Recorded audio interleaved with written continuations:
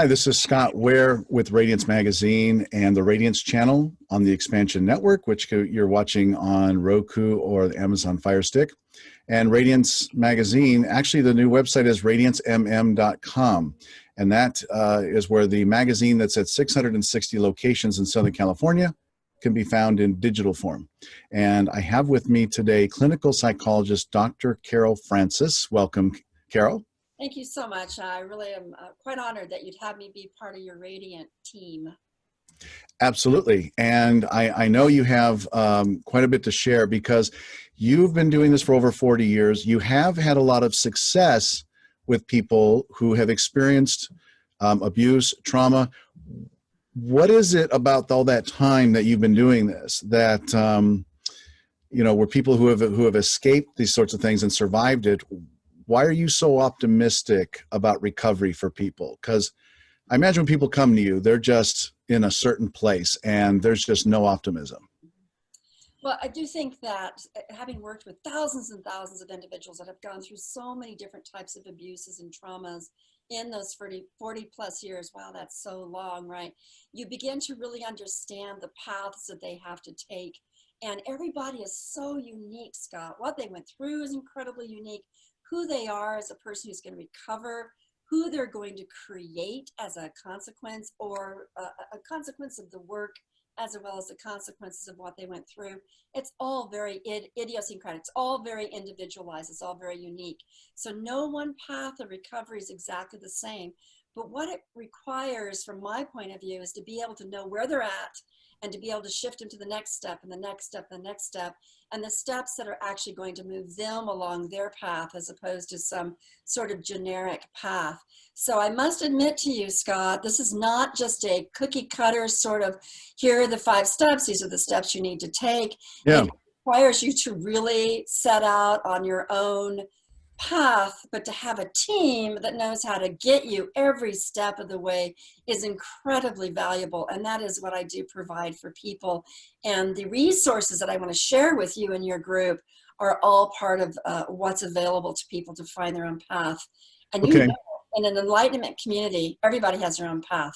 You want to jump in there, jump in there. What do you want? Yeah, no, I was just going to say that okay, so what kinds of people are we talking about? Like what kinds of abuse and in recovery? Go ahead and maybe call it out a little bit so those people can identify. Well, let me just go through a little bit of history. I've written a lot of books, but the 3 that are most pertinent to abuse, trauma recovery started with a book on uniting soldiers with their families. And this, of course, is all about overcoming the impact of battle or the millions of different caveats of an experience of being a soldier and then being able to come back to the family. PTSD is one among many, and PTSD is complex enough as it is. And I started working with soldiers in the Vietnam War. That's how far I go back. Wow, okay. Yeah, I know, wow is right. So we understand that, we understand a lot because of what we've had to take individuals through that have recovered as soldiers. I also work a lot with individuals who, because of abuse and trauma in their life, they've gone through a lot of depression or anxiety. And so I wrote a book called Own Your Peace, and the ability to step into being peaceful after having been abused, whether it's sexually, whether it's from some sort of shooting that we've experienced the last couple of years in our country, whether it's a robbery, a rape, a family matter that's turned horrific and it's been traumatizing and it is abusive. I mean, we could go on and on with the details of that. But most people don't know, Scott, how to come back to a place of inner peace. And that inner peace has got to be very distinctively different than the outward experiences, because there was no peace in that outward experience. And it says KISS method, which I take means keep it simple. Well, it does come from the engineering to keep it simple, stupid, which was exactly what the original was about in engineering world.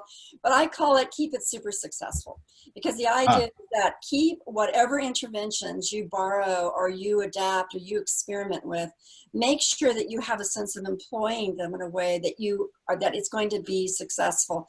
And so the KISS method is all about using, I provide like 500 different tools in this book of people being able to recover their inner peace.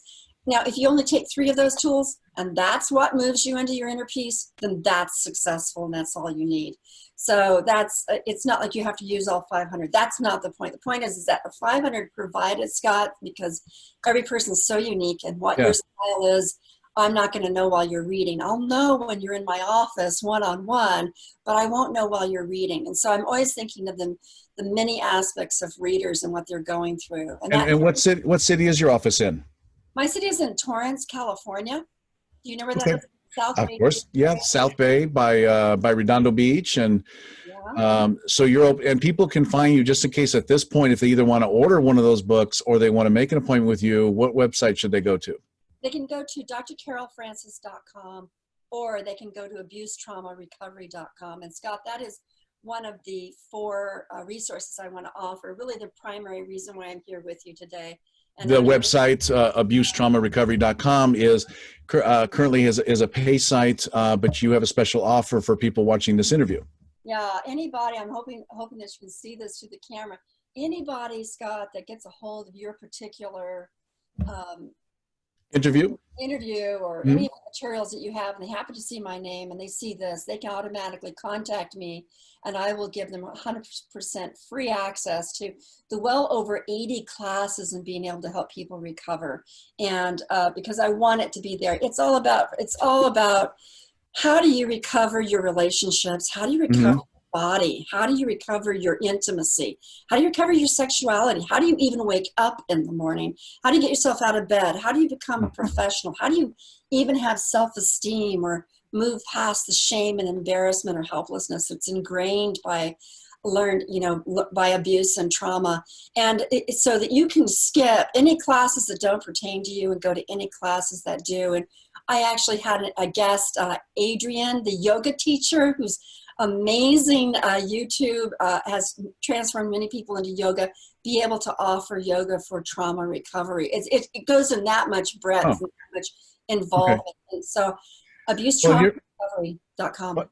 I was going to say, you're very generous to offer that. It's $149 value that you're offering for free. You've written 18 books. You've been doing this for 40 years. You're obviously very passionate and driven to do this work for some reason. Yes. Well, I've had my own abuse and my own trauma.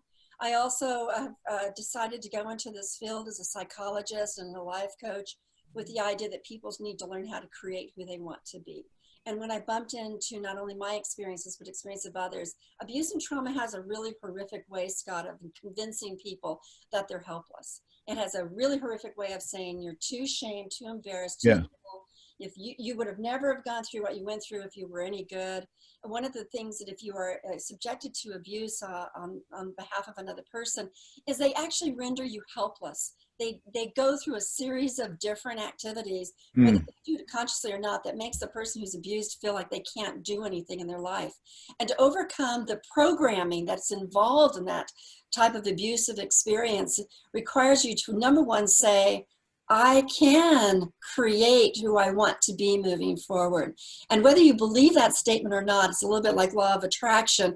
You have to say it over and over again. And that actually propels you into looking for the resources of people that'll move you forward. Especially because so many people who have had these past dramas just feel doomed. They just feel no direction. So where do they go from there if they're watching this in that place? What's their next step? You mean watching what in their place? I lost it. Well, if they are just feeling doomed, they're just in that place, that dark place, what do they need to say to themselves? What initial steps can they take to get out of that dark place? It's a beautiful question. First and foremost, Scott, if they're listening right now, do not believe those feelings and do not believe those thoughts. They are programmed into you. They are lying to you. They are misrepresenting reality. I know that oftentimes people say, listen to your heart or listen to your gut. The truth is that our heart, our gut, and our thoughts can all lie to us as much as they can tell us truth. And when we've been subjected to abuse and trauma, we begin to believe so much in our lack of control because in that time or those experiences, we were not in control. So when you experience being completely defeated and overwhelmed and not in control and overwhelmed to the point of feeling like you almost don't even exist, and you might even have to face your death. You might even have gone through a past life, a near-death experience. So, you feel so completely out of control, and that feeling of being out of control grips you so tightly that Yeah. you begin to believe it. It's so convincing. And in one part of your life, it was true. But that doesn't mean that moving forward, you believe that same lie, that I'm doomed. You have to say to yourself, I know I feel this way. I know it looks this way. I know I once experienced it, but it's an absolute lie. I can gain control. I can move into creating my future life. And that's step number one. And that step number one will move you into finding team members. And it is, can I say, Carol, isn't that because there is that deeper voice way deep inside that is the true voice of ourselves, the one we really should be listening to, the one that knows we are far from a lost cause, that we are amazing, beautiful creatures, and that there's hope. I mean, that's really the voice you're helping people to listen to, right? Well, Scott, I really appreciate that you know that voice inside of you, but when you've gone through this much abuse and trauma, that voice inside of you is pretty well overcasted and eclipsed.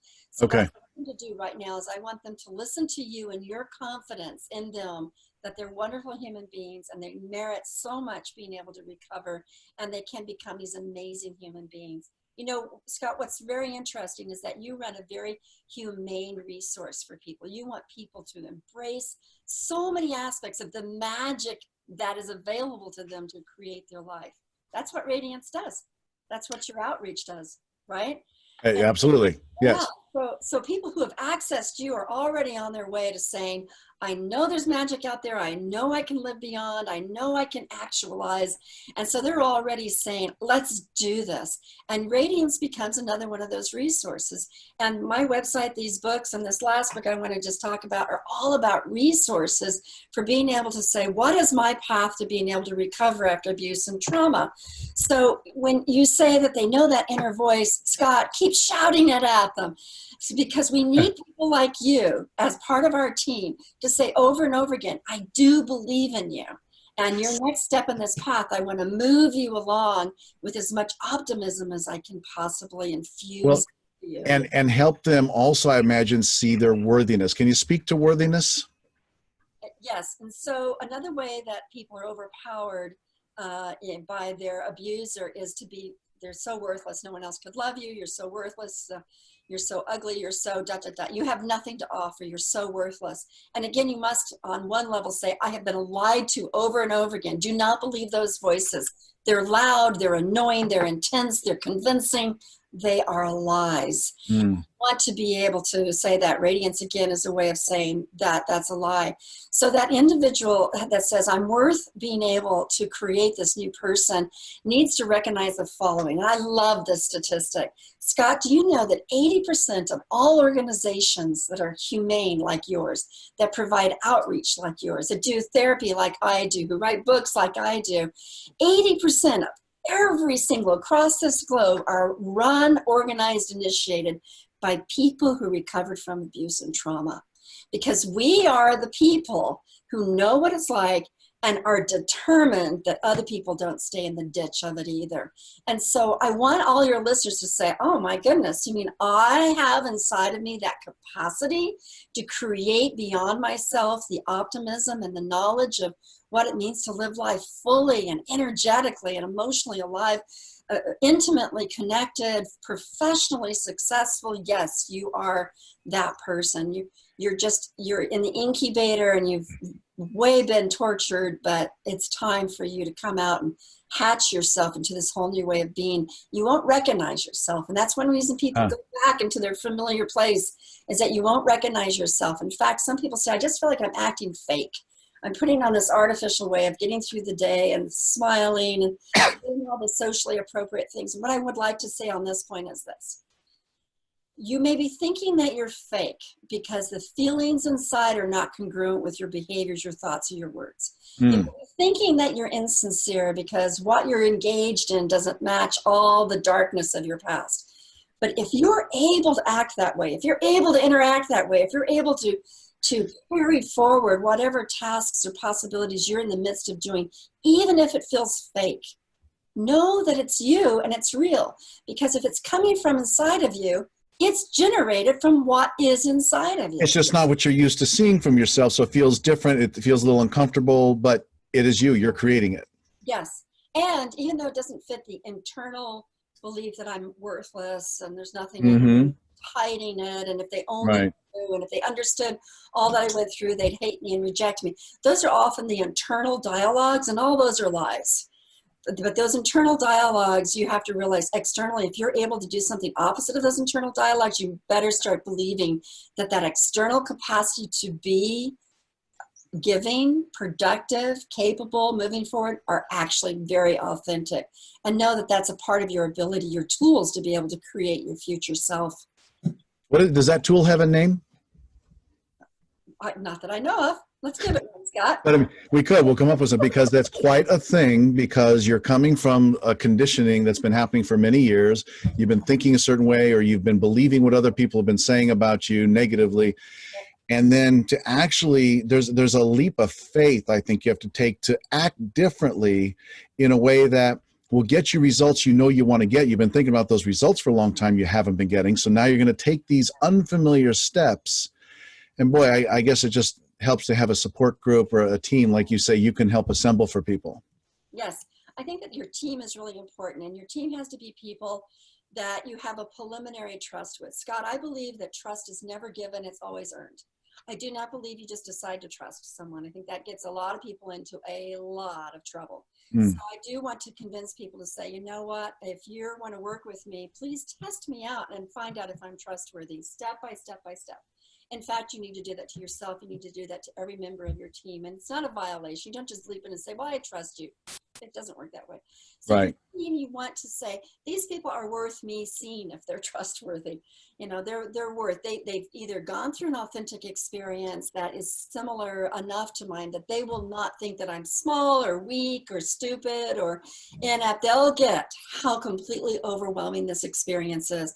Another aspect of your team is that they do have equipment that they've implemented in their life that got them moving forward. They're on the path of recovery and far enough along, as opposed to you being with people that are only walking on in their own crutches as well. Walking with people that are in their own crutch of recovery complications is fine in terms of getting a sense of connectedness, but it's not okay when you're moving forward to creating the new you that's going to spring out of this situation. So that's another aspect of your team. Make sure they're far enough along. Thirdly, make sure your team member doesn't need you to do everything exactly the way they do it, that their formula is right and every other formula is wrong. They need to be able to respect your formula is going to be specific to who you are and where you're going to go and where you've come from. No one needs to say, I know exactly how you feel, because no one does. I know exactly what you need to do because no one does. But I'm here to help you find your path. Yes, absolutely. And I'll walk some of it with you. Probably not all of it, but some of it with you. Now, it's obvious you're very passionate about your work, that you find your work very fulfilling. What was that moment when, after you'd gone into recovery for what you had gone through, and you decided you wanted to help other people with this, that would actually give your life meaning and purpose and just really make you feel fulfilled? What was that moment like? And I wanted to talk about that so other people watching this could look forward to that possibility of having a fulfilling life doing the same thing. Oh, that is such a great retrospective question, Scott. I'd have to go back into various aspects of my life. I think realizing that it wasn't a lie to be optimistic. Someone recently sent me, Edward Phillips, which I know you receive things to, sent me something about, is your cup half full? Is your cup half empty? So forth and so on. Are you an optimist? Are you a pessimist? And his list went on for about 9 other things. It was hilarious. And I realized that for me, that cup has water in it. I'm a realist. And so there's a part of me that's very optimistic, but I'm also a realist, that if things are going to change in my life, I have to show up to do the changing. Right. And, it's when it was that cornerstone in many situations, but in the one I'm thinking of, where I finally realized this is all up to me, isn't it, to change? I might have my team, I might have my equipment, I might have my books and my resources, but ultimately, if I'm not the one that gets behind the steering wheel, this car is not going anywhere other than someone else being in charge. So I think, Scott, to answer that question, it's when I finally said, you know what, this is all up to me, isn't it? This is all up to me if I'm going to make my life work or not.